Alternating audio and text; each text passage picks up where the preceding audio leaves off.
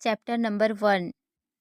The great deception. सदियों से अमीर बनने का एक घिसा पिटा रवैया चला आ रहा है कि एक ढंग की जॉब ढूंढो, पैसे बचाओ, खर्च कम करो, म्यूचुअल फंड में पैसा इन्वेस्ट करो और एक दिन आप ज़रूर अमीर बन जाएंगे। लेकिन ऐसा करने में तो 25 से 30 साल भी लग सकते हैं। इस हिसाब से तो आप पूरी ज़िंदगी कोल्हू के बैल की तरह मेहनत करते रहेंगे, वो भी सिर्फ इसलिए कि जब आप बूढ़े हो तब अमीर बन सकें। लेकिन जवानी खत्म होने के बाद आप बुढ़ापे में इतने पैसों का करेंगे क्या? इस तरह जीने से आप सिर्फ अपनी जवानी ही नहीं बल्कि अपना टाइम, हेल्थ, फ्रीडम सब गंवा देते हैं।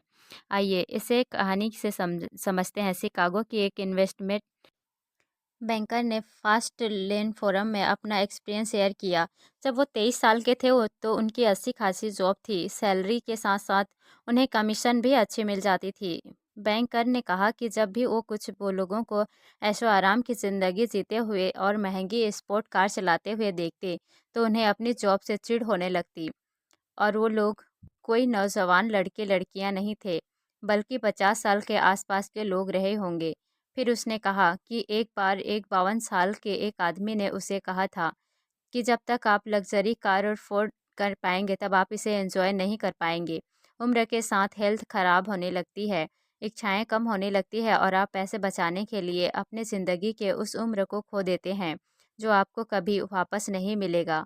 तो इस स्टोरी से हम ये सीखते हैं कि बुढ़ापे में करोड़पति बनने का कोई मतलब नहीं है, क्योंकि लग्जरी लाइफ जीने का भी एक उम्र होता है। Chapter 2। The road trip to health. हम में से ज़्यादातर लोग पैसे को ठीक से समझते ही नहीं। पैसा कोई इवेंट नहीं है, ये एक प्रोसेस है। आपको अमीर बनने के लिए एक प्रोसेस से गुजरना होगा। ये एक रोड ट्रिप की तरह है, लेकिन आपको सिर्फ अपनी मंजिल पर फोकस करने के बजाय इस रास्ते का भी आनंद लेने की ज़रूरत है। तो आपकी मंजिल आपका इवेंट है और ये जर्नी वो प्रोसेस है। अब इस सफ़र पर जाने के लिए 3 इम्पोर्टेंट चीज़ों की ज़रूरत होती है। पहली तो है कार, जो आप खुद हैं, क्योंकि सिर्फ आप डिसाइड करते हैं कि आपको जाना कहाँ है। दूसरी चीज़ है कि आप अपनी मंजिल तक जाने के लिए कौन सा रास्ता चुनते हैं, तो वो है आपकी चॉइसेस। और तीसरी चीज़ है स्पीड, यानी किस स्पीड से आप अपने आइडियाज़ को अप्लाई करना शुरू करते हैं। एक बार इस बुक के ऑथर एमजे डिमार्क को अपने कुछ दोस्तों के साथ शिकागो से रोड ट्रिप के जरिए साउथ फोल्डर जाना था। बीच रास्ते में उनकी गाड़ी खराब हो गई। वो अभी अपनी मंजिल से काफ़ी दूर थे और रास्ते में फंस गए थे। ऐसा इसलिए हुआ क्योंकि वो अपनी मंजिल पर फोकस कर रहे थे, उस जर्नी पर नहीं। उन्होंने निकलने से पहले पेट्रोल, कार के इंजन, रोड मैप, इन सभी की ज़रूरी बातों पर ध्यान नहीं दिया। अगर उन्होंने इन सभी बातों का ध्यान दिया रखा होता तो बिना किसी परेशानी के आराम से अपनी मंजिल तक पहुंच जाते। इसलिए हमेशा याद रखें कि मंजिल तक पहुंचना तो ज़रूरी है, लेकिन जल्दी पहुंचने के चक्कर में अगर आपने दूसरी बातों को नज़रअंदाज किया या गलत रास्ता चुन लिया तो रास्ते में बहुत सी मुश्किलें आ सकती है। इसलिए अगर आपने रास्ते पर भी ध्यान दिया तो आप बिल्कुल समय पर अपनी मंजिल तक पहुंच जाएंगे। इमेजिन कीजिए कि एक दिन आप एक ब्लॉग पढ़ते हैं जिसमें लिखा है कि एक कम उम्र के लड़के ने अपनी कंपनी 30 मिलियन में बेच दी। अब ये एक इवेंट है जिसकी हर कोई चर्चा और तारीफ कर रहा है, लेकिन इसके पीछे की कड़ी मेहनत के बारे में कोई नहीं जानता। कोई नहीं जानता कि उस आदमी ने दिन रात बिना रुके, बिना आराम किए अपना कितना टाइम और एनर्जी उस काम में दिया होगा। जब किसी को सक्सेस मिलती है तो हर किसी की नज़र उस पर होती है, लेकिन उस सक्सेस के पीछे की लंबी जर्नी और स्ट्रगल के बारे में कोई नहीं जानता। लेकिन सच तो ये है कि वे इवेंट सिर्फ उस जर्नी और उस प्रोसेस की वजह से पॉसिबल हो पाया था। एक बात, एक एथलीट ने प्रो बास्केटबॉल का गेम खेलने के लिए $50 मिलियन का कॉन्ट्रैक्ट साइन किया। ये एक इवेंट था जिसे सबने देखा, लेकिन कॉन्ट्रैक्ट पर साइन करने के कुछ ही मिनटों बाद वो एथलीट अमीर नहीं हो गया। उसने अपना नाम बनाने के लिए बहुत मेहनत की, एक लंबा सफ़र तय किया, तब जाकर उसे वो कॉन्ट्रैक्ट मिला। उसने अपने स्किल को इम्प्रूव करने के लिए उसने घंटों प्रैक्टिस किया, हज़ारों बार गिरा, न जाने कितनी बार उसे अपने घाव की वजह से सर्जरी करवानी पड़ी। आपको क्या लगता है कि उसे सब आसानी से मिल गया होगा? नहीं, उसे भी कई बार रिजेक्ट किया गया, वो कई बार फेल भी हुआ। उसने अच्छे-बुरे हर तरह के दिन देखे और इन्हीं खट्टे-मीठे एक्सपीरियंस ने उन उसकी जर्नी को उसकी मंजिल तक पहुंचाया। चलिए, मान लीजिए कि आप कुकीज़ बनाना चाहते हैं। आप किचन में जाते हैं और एक बोल में चीनी और आटा मिक्स कर देते हैं। आपको क्या लगता है क्या होगा? आप आंखें बंद करेंगे और कुकीज़ अपने आप तैयार हो जाएंगे? नहीं, ऐसा कुछ भी नहीं होने वाला है जब तक आप कुकीज़ बनाने वाले हर सामान को बॉल में नहीं डालेंगे। एक रेसिपी में दिए गए हर इंस्ट्रक्शन को फॉलो नहीं करेंगे तब तक कुकीज़ नहीं बन सकती। तो सक्सेस भी एक ऐसी रेसिपी की तरह है, जब तक आप ज़रूरी बातों का ध्यान नहीं रखेंगे, तब तक आपको दौलत नहीं मिल सकती। अगर एक भी छूट जाए तो रेसिपी ख़राब हो जाती है। इसलिए हर पहलू पर ध्यान दें, तब आपको एक्स्ट्रा ऑर्डिनरी सक्सेस मिलेगी। Chapter number 3, the side work road map. आइए अब रोड मैप के बारे में समझते हैं। एमजे ने समझाया है कि 3 तरह के रोड मैप होते हैं। पहला है साइड वर्क रोड मैप, जो आपको पैसों की तंगी और गरीबी की ओर ले जाता है। इसे फॉलो करने वालों को साइड वर्कर कहते हैं। ये लोग लाइफ में कोई फाइनेंशियल प्लान नहीं बनाते। वो अपने इनकम को अपने रोज़ के खर्चों और कई बार फिजूल खर्चों के कारण उड़ा देते हैं। वो अपने आने वाले कल के लिए प्लान नहीं करते और अक्सर उन्हें हर दिन की कमाई पर ही सर्वाइव करना पड़ता है। इसलिए डिसिप्लिन की कमी और ख़राब फाइनेंशियल मैनेजमेंट के कारण इस साइड वर्क का रास्ता इंसान को गरीबी की ओर ले जाता है। अब इसमें भी दो तरह के साइड वर्कर होते हैं, पहले इनकम पर और दूसरे इनकम पर रिच। ऐसे लोगों की नेटवर्थ जीरो या नेगेटिव होती है। रिसर्च से पता चला है कि 85% अमेरिकी इस कैटेगरी में आते हैं। ना इनके पास कोई सेविंग होती है, ना पैसे और ना कोई डिपॉजिट। इतना ही नहीं, इन लोगों पर बहुत भारी लोन भी होता है, जिसमें car loan, home loan, personal loan सब शामिल है। लेकिन फिर भी आपको उनके घर में latest flat screen TV, mobile, latest technology वाले गैजेट सब कुछ देखने को मिलेगा। ये सब ज़िंदगी की ज़रूरतें तो नहीं है। हाँ, आप इन्हें शौक ज़रूर कह सकते हैं। Income poor side worker future के लिए पैसे नहीं बचाते, ना वो अपने बुढ़ापे के लिए कुछ प्लान करते हैं और ना ज़िंदगी की किसी इमरजेंसी के लिए। वो बस सारा पैसा शो ऑफ करने में बर्बाद कर देते हैं।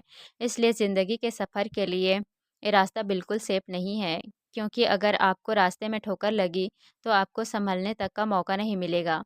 ये ठोकर कुछ भी हो सकती है, जैसे जॉब छूट जाना, इंटरेस्ट रेट बढ़ जाना, अचानक से कोई एक्सीडेंट होना, किसी बीमारी का शिकार हो जाना या फिर दुनिया में फैली मंदी।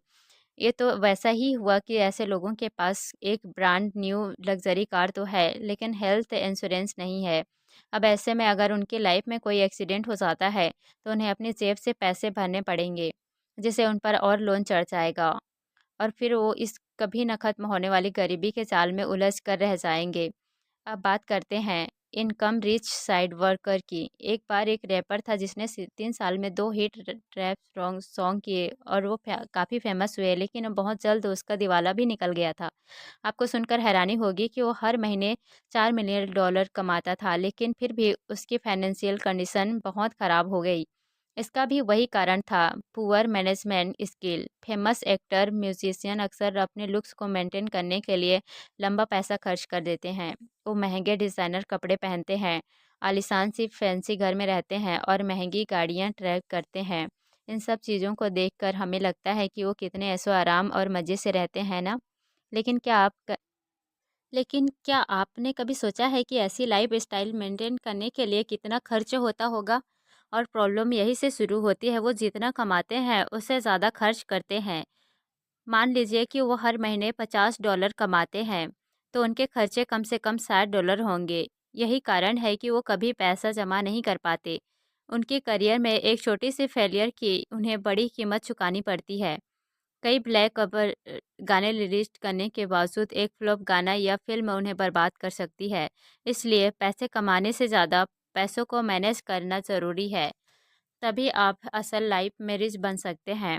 और यही बात हमें सिखाती है द वेल्थी बार्बर बुक, जिसके ऊपर हमने ऑलरेडी फुल ऑडियो बुक बनाई है, जिसका लिंक आपको वीडियो के डिस्क्रिप्शन और पिन पिन कमेंट में दिख जाएगा। इस ऑडियो बुक के बाद ज़रूर सुने। फिलहाल नेक्स्ट चैप्टर पर चलते हैं। Chapter 4, has your wealth intoxicated. हम अक्सर वेल्थ को उन चीज़ों से आंकते हैं जो महंगी चीज़ें हमारे पास होती है, लेकिन ये नज़रिया गलत है। पैसों की वर्थ जानने का सही तरीका है वेल्थ ट्रिनिटी। जैसे कि नाम से समझ में आता है, इसमें 3 चीज़ें शामिल है, फैमिली, फिटनेस और फ्रीडम। सबसे पहले वेल्थ का मतलब होता है अपने परिवार से एक गहरा और मजबूत रिश्ता। दूसरा है हेल्थी और फिट बॉडी। एक हेल्थी और स्ट्रॉन्ग बॉडी से ज़्यादा कीमती कुछ नहीं होता। और तीसरा है फ्रीडम, यानी आज़ादी। ये अपनी पसंद से डिसीज़न लेने और अपने तरीके से ज़िंदगी जीने की आज़ादी के बारे में है। पैसे भी दो तरह के होते हैं, असली पैसा और नकली पैसा या आर्टिफिशियल मनी। नकली पैसे का मतलब है पैसे का भ्रम होना। ये असली पैसे को बर्बाद कर देता है। आइए एक एग्जाम्पल के मदद से इसके डिफरेंसेस को समझते हैं। एक्सप्रेसवे के पास एक अपार्टमेंट था। उस अपार्टमेंट को देखकर लगता था जैसे उसे रिपेयर की ज़रूरत है। उसका रंग धुंधला हो गया था, वो जगह जगह से टूट फूट गया था। एमजे जिम जाते वक्त अक्सर उसे देखा करते थे। उस पुराने अपार्टमेंट के पार्किंग लॉट में उन्होंने एक बहुत महंगी लग्जरी कार खड़ी देखी। उन्हें उस कार के ओनर के बारे में सोचकर आश्चर्य होता था। अगर वो $60,000 की कार अफोर्ड कर सकता है, तब तो वो बहुत दौलतमंद होगा। लेकिन अगर वो इतना अमीर है, तो ऐसे अपार्टमेंट में क्यों रहता है, जिसकी हालत इतनी ख़राब है?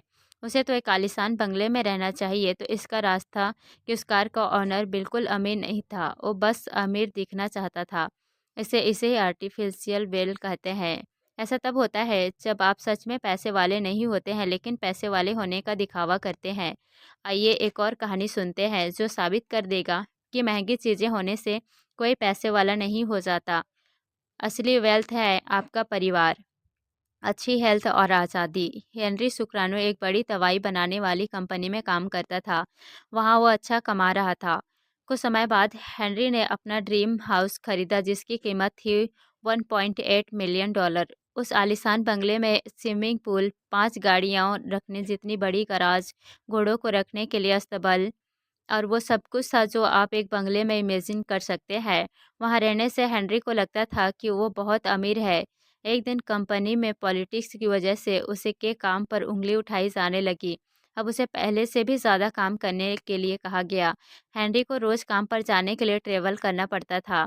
उसका पूरा दिन या तो काम करने में या सोने में ही बीत जाता था। हेनरी ने अपना मनपसंद घर उसे एंजॉय करने के लिए और सुकून से रहने के लिए खरीदा था, और अब उसे एक पल का भी चैन नहीं मिल रहा था। इस घर को खरीदने के चक्कर में उसके रिश्तों और उसकी हेल्थ पर काफ़ी बुरा असर हुआ था। उसके पास अपने बेबी बच्चों के लिए वक्त ही नहीं था। वो हर समय स्ट्रेस में रहने लगा। वो अपने इस ऐशो आराम के लाइफ स्टाइल में फंस गया था, जिसने उसकी आज़ादी, उसकी शांति सब छीन लिया था। तो क्या समझे आप? हेनरी सिर्फ ये जताना चाहता था कि वो कितना दौलतमंद है, इसलिए उसने इतना महंगा घर खरीदा। लेकिन असल में वो अफ़ोर्ड नहीं कर सकता था। अब उस घर के खर्चों को उठाने के लिए वो लगातार काम करता रहा, जिसने उसका चैन और आज़ादी सब छीन लिया था।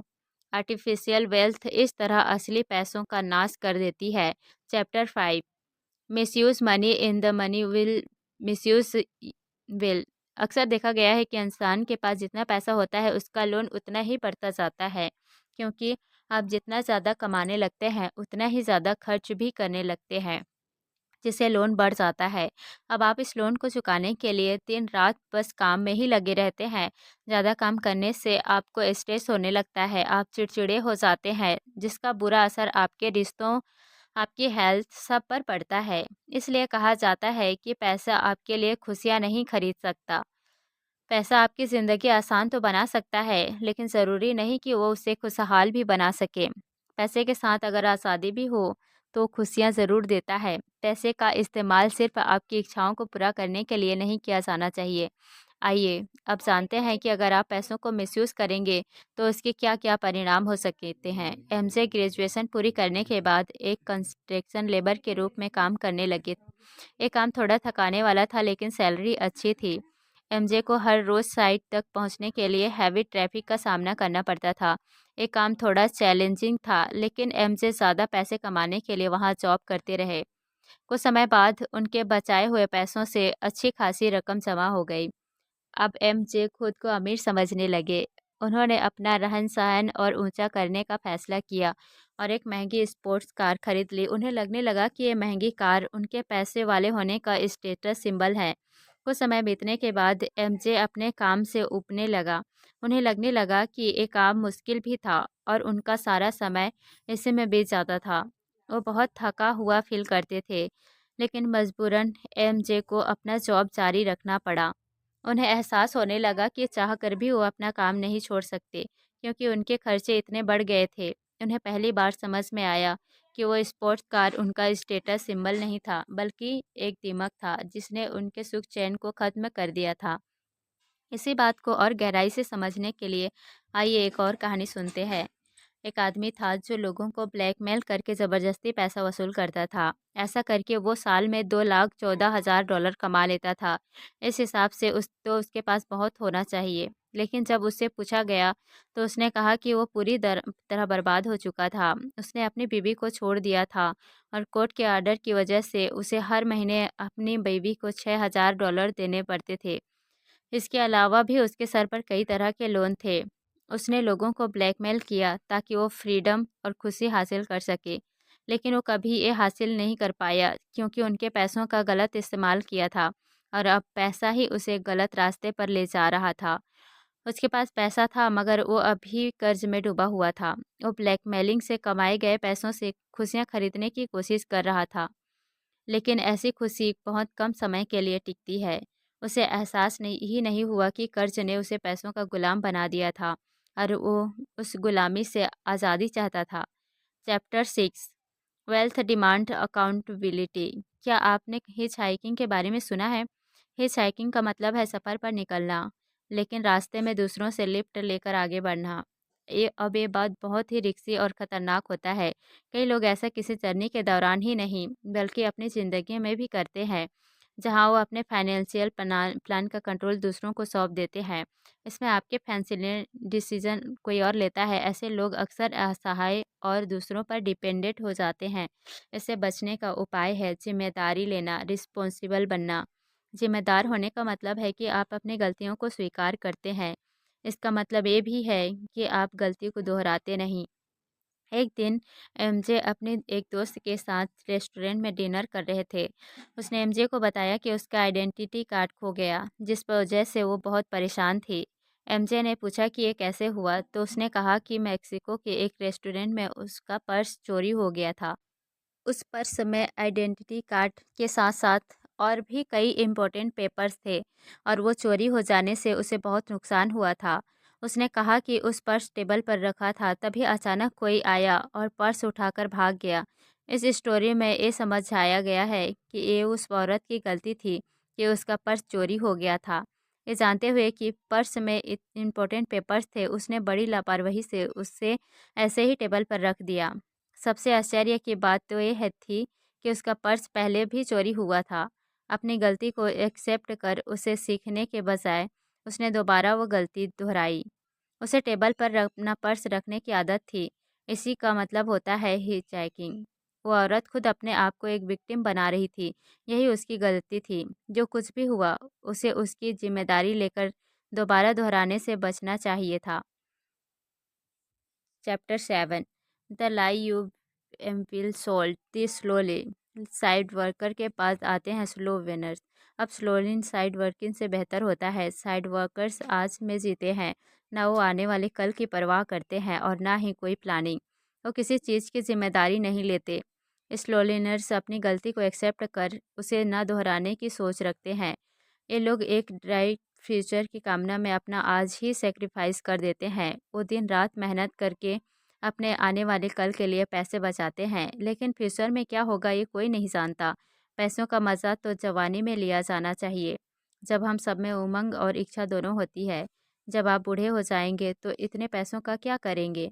आइए इसे जो की कहानी से समझते हैं। जो एक टीनेजर था जिसका सपना था कि वो बहुत पैसा कमाए। वो हमेशा फाइनेंस की किताबें पढ़ता रहता ताकि ज़्यादा पैसे कमाने के बारे में सीख सके। किताबों में वही पुरानी बातें लिखी हुई थी कि अच्छी जॉब हासिल करो, पैसे सेव करो, खर्च कम करो और एक दिन आप अमीर हो जाएंगे। जो इन एडवाइस को फॉलो किया, उसने लॉ की पढ़ाई पूरी की और एक लॉ फर्म में जॉब करने लगा। जो अपने काम में इतना बिजी हो गया कि उसके पास अपने परिवार और दोस्तों के लिए समय ही नहीं था। वो मंडे से फ्राइडे काम में ही बिजी रहता और वीकेंड पर भी रेस्ट नहीं करता, बल्कि आने वाले हफ्ते की तैयारी में लग जाता। अपने जॉब में 12 साल काम करने के बाद वो अपने जॉब से बोर होने लगा, लेकिन उसे मजबूरन वहाँ काम करना पड़ रहा था। क्योंकि उसे बताया गया था कि उसे बहुत जल्द प्रमोशन मिलने वाला था, जिसके बाद उसकी सारी परेशानी दूर हो जाती।